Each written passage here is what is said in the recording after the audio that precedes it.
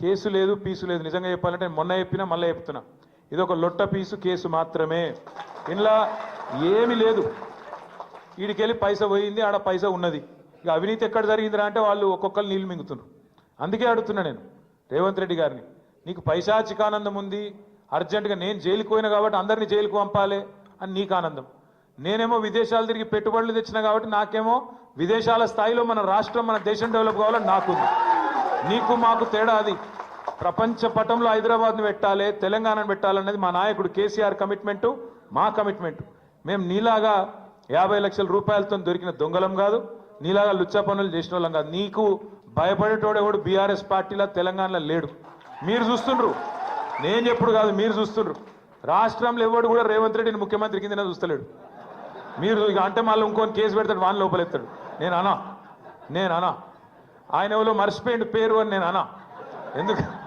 ఎందుకన్నా అంటే నిన్ను ఎవడు నేను ఏమంటున్నా అంటే నిన్ను ఎవడు గుర్తుపడతలేడు. నేనేం చెప్తా దానికి? సంవత్సరం తర్వాత కూడా నేను ఎవడు దేకపోతే నేనేం చేయాలి దానికి? ఇప్పుడు పెద్దలు ఎప్పుడో చెప్పారు, అందుకే కనకపు సింహాసనంలో శునకాన్ని కూర్చోబెడితే దానికి ఆ బుద్ధి రాదు. అందుకే భయపడేది లేదు, బాధపడేది లేదు.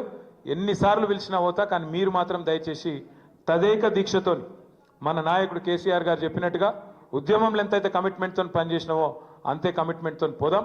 వాళ్ళు ఎన్ని ప్రశ్నలు పెట్టినా, ఎన్ని సవాళ్ళు వేసినా, ఎన్ని రకాల ఇబ్బందులు పెట్టినా, ఎన్ని రకాల కొత్త రకాల కేసులు పెట్టినా భయపడేది లేదు, తల వంచేది లేదు.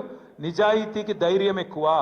వాడు ఎవడు ఏమనుకున్నా సరే ఇది లొట్ట పీస్ కేసే, వీడు ఒక లొట్ట పీసు ముఖ్యమంత్రి, బరాబర్ కొట్లాడదాం, గట్టిగా ముందుకోదాం.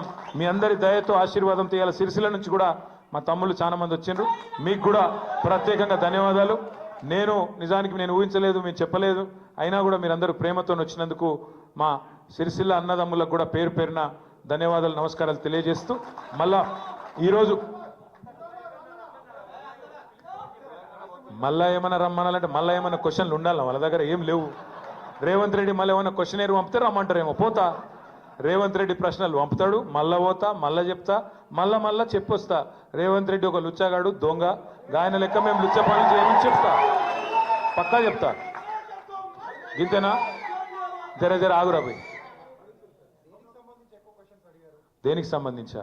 లేని అవినీతిని పట్టుకుందామంటే ఆడికెళ్ళి దొరుకుతుంది. లేని అవినీతి గురించి లొట్ట పీస్ కేసుల పాపం ఎతుకుతా ఉన్నారు వాళ్ళు. నేతి బీరకాయలు ఎంత నెయ్యి ఉంటుందో ఇక మీకు తెలుసు, మైసూరు బోండాలు ఎంత మైసూరు ఉంటుందో ఇంట్లో కూడా గంతే ఉంది.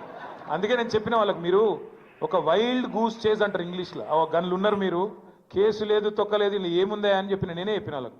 ఏముంది, ఏం అడుగుతున్నారు మీరు? వాళ్ళు ఏమంటారంటే ఫైర్ ఇళ్ళకెళ్ళి అండ్లకు పోయింది నీకు ఎరికేనా, అండ్లకెళ్ళి ఇళ్ళకి పోయింది నీకు ఎరికేనా. నేను చెప్పిన, ఒక మంత్రిగా, తెలంగాణ బాగుని కోరే ఒక వ్యక్తిగా నేను నిబద్ధతగా మా రాష్ట్రం కోసం, మా హైదరాబాద్ బ్రాండ్ ఇమేజ్ పెంచేందుకు తప్పకుండా ఈ రేస్ ఇక్కడ ఉండాలని నిర్ణయం తీసుకున్నా. ఒక్క పైసా అవినీతి కానీ, ఒక చిన్న తప్పు కానీ మేము చేయలేదు. చేసినట్టు ఇప్పటివరకు మీ కేసులో మీరే రుజువు చేయలేకపోతున్నారు. ఏదో అక్రమ కేసు పెట్టి బనాయించి 4 రోజులు జైల్లో పెట్టాలని ఒక పైశాచిక శునకానందం నీకుంటే ఉండొచ్చు, కానీ దానికి భయపడేటోడెవడు లేడు. అల్టిమేట్గా